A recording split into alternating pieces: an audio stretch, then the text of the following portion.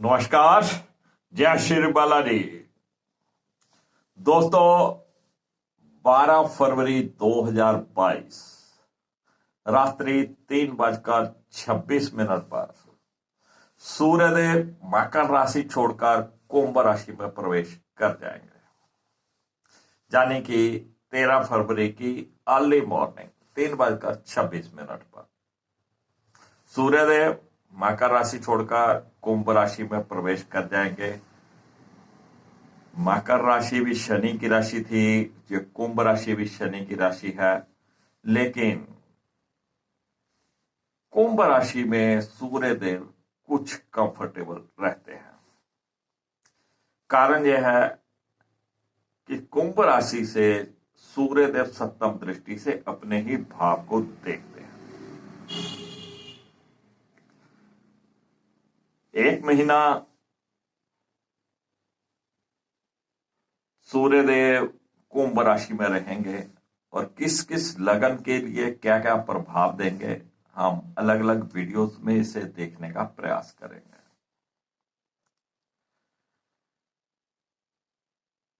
महर्षि विशिष्ट ज्योतिष विद्यालय के इस चैनल के ऊपर मैं राकेश विशिष्ट आप सबका स्वागत करता हूं।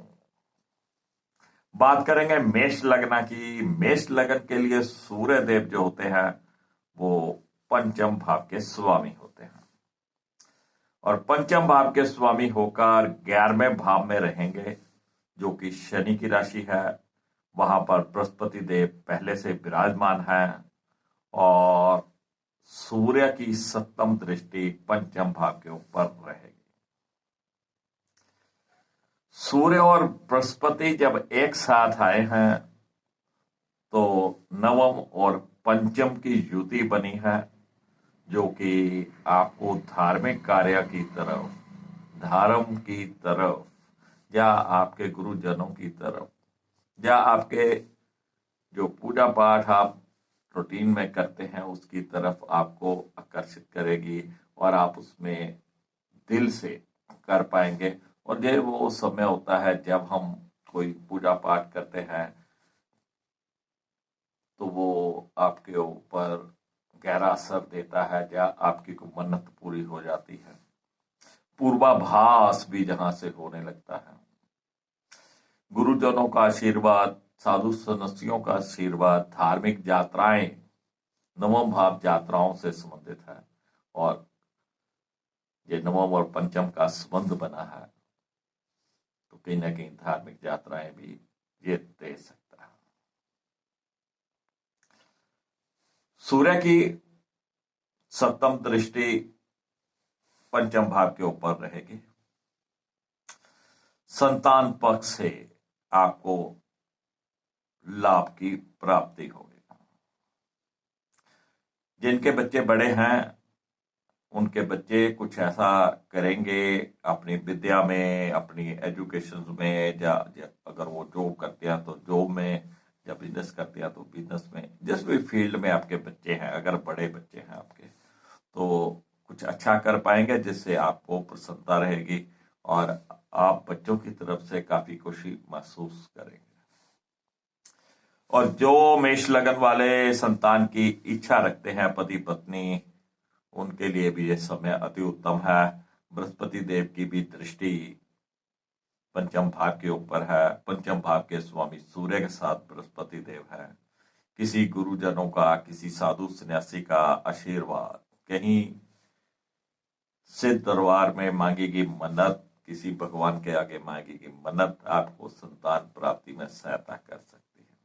यानी कि जो संतान की इच्छा रखते थे वो इस समय संतान की तरफ से खुशी प्राप्त उनको हो सकती है।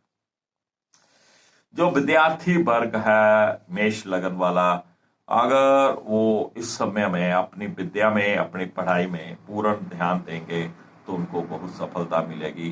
बहुत अच्छे तरीके से उनका मन जो है पढ़ाई लिखाई में लगेगा और वो बहुत अच्छी आउटपुट निकाल पाएंगे।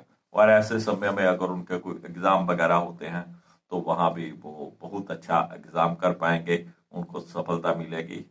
और अगर किसी का कोई प्रेम प्रसंग पहले से चल रहा था या कोई बात उनकी नहीं बन पा रही थी, या आपका जो पार्टनर था वो रूठा हुआ था, तो इस सब में वो संबंध आपके ठीक हो जाएंगे और आपको प्रेम प्रसंग के मामलों में भी लाभ की प्राप्ति होगी। यानी कोई ना कोई आपका पार्टनर आपको मिल सकता है, नया भी मिल सकता है, पुराने के साथ भी आपकी एडजस्टमेंट हो सकती है। पंचम भाव जो कि मेष लगन वालों के लिए बुद्धि का भी है, पेट का है और हार्ट का है। अगर कहीं ना कहीं आपको पेट से संबंधित कोई तकलीफ चल रही थी पिछले 1 महीने से, तो इस समय सूर्य देव जो कि कुंभ राशि में गोचर कर रहे हैं, वो उस तकलीफ को दूर करेंगे। इनका थोड़ा इस्तेमाल किया करिए अपने खाने में।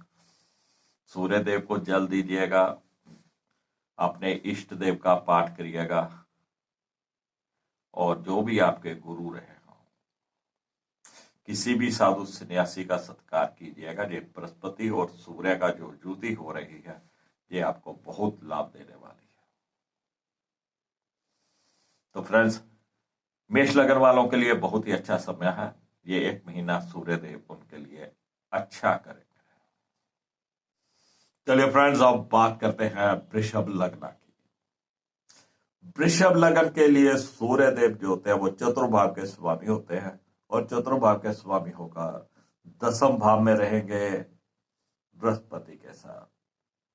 जबकि बृहस्पति जहां 11वें भाव के और 8वें भाव के स्वामी होते हैं, तो 11वें भाव का स्वामी और चतुर्भाव का स्वामी एक साथ 10वें भाव में युति कर रहे हैं। बृहस्पति की दृष्टि चतुर्भाव पे रहेगी, सूर्य की दृष्टि चतुर्भाव के ऊपर रहेगी, तो कहीं ना कहीं आपकी जो माता श्री है उनकी सेहत पहले से अच्छी होने लग जाएगी, और आप ऐसे समय में अपने घर परिवार में भी समय दे पाएंगे, घर परिवार का सुख ले पाएंगे।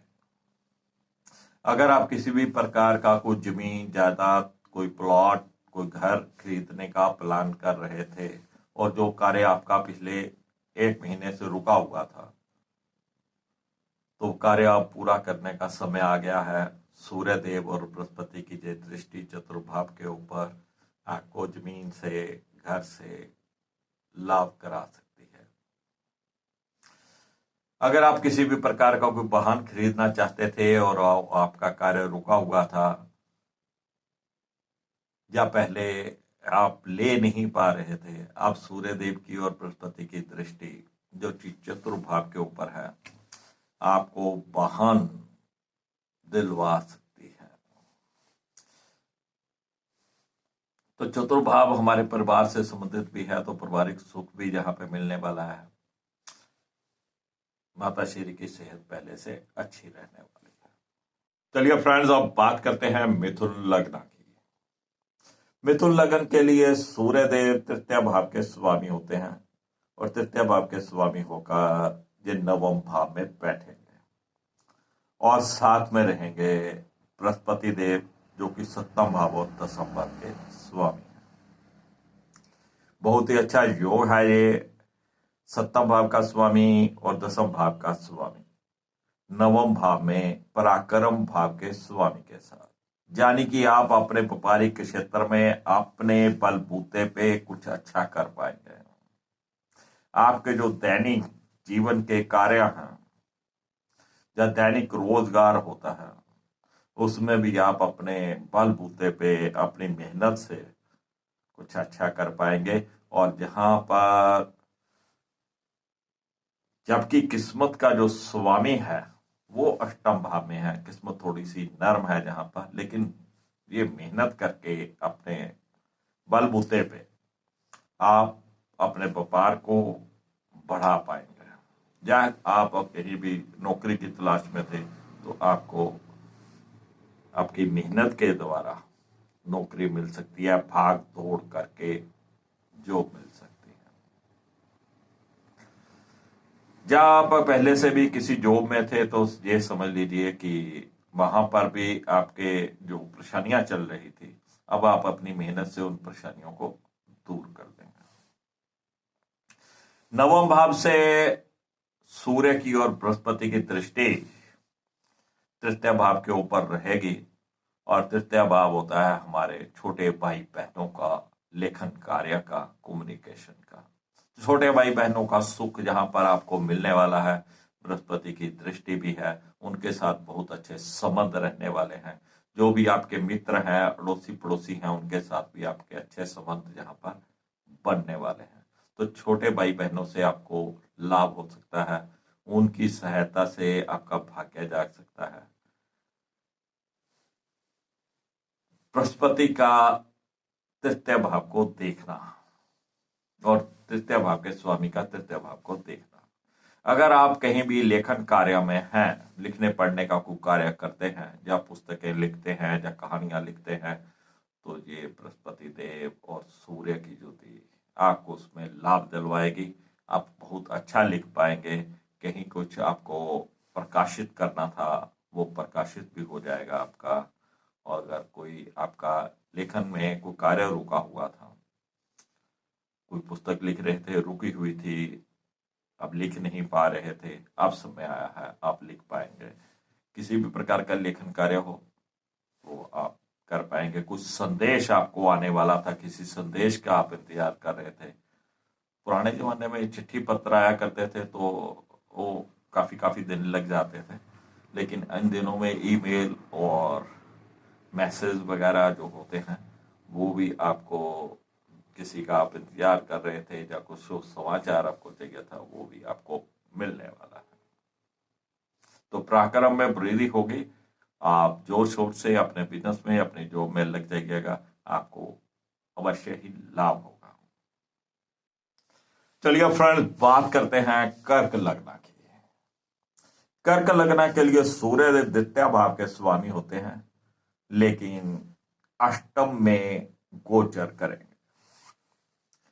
और साथ में रहेंगे बृहस्पति देव, जो कि छठे भाव के और नवम भाव के स्वामी होंगे। बहुत बढ़िया गोचर कर्क लगन के लिए नहीं है, लेकिन अष्टम में भाग्य भाव का स्वामी भी साथ में आ रहा है।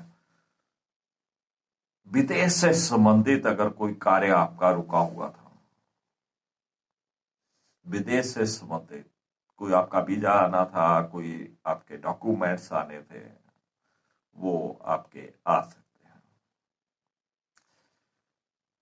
कुछ मुश्किलों के साथ, कुछ बड़ी भाग दौड़ करके आप कुछ सेविंग कर पाएंगे यहाँ पर, क्योंकि बृहस्पति और सूर्य की दृष्टि द्वितीय भाव के ऊपर है। बड़ी जिद्दोजहद के बाद कुछ ना कुछ सेविंग कर पाएंगे, लेकिन जो कुटुंब का सुख होता है, वाणी का ऊपर थोड़ा सा आपको कंट्रोल रखना है कि ये सूर्य की जो दृष्टि द्वितीय भाव के ऊपर है, ये कहीं ना कहीं अग्रेसिव बना जाती है, आपकी वाणी में को तेज ला सकती है, जिस कारण आपको थोड़ा वाणी के ऊपर भी काबू रखना है। अष्टम में गया है, बहुत बढ़िया नहीं है, लेकिन द्वितीय भाव को देखना सूर्य का, कहीं ना कहीं आपके जो परिवार का सुख होता है, वो थोड़ा बहुत आपको यहाँ पर मिलने वाला है। लेकिन ये सूर्य का गोचर अष्टम भाव में बहुत अच्छा नहीं है। चलिए फ्रेंड्स, बाकी जो लगन रहते हैं, सिंह, कन्या, तुला और वृश्चिक, इनकी बात करेंगे अगले एपिसोड में।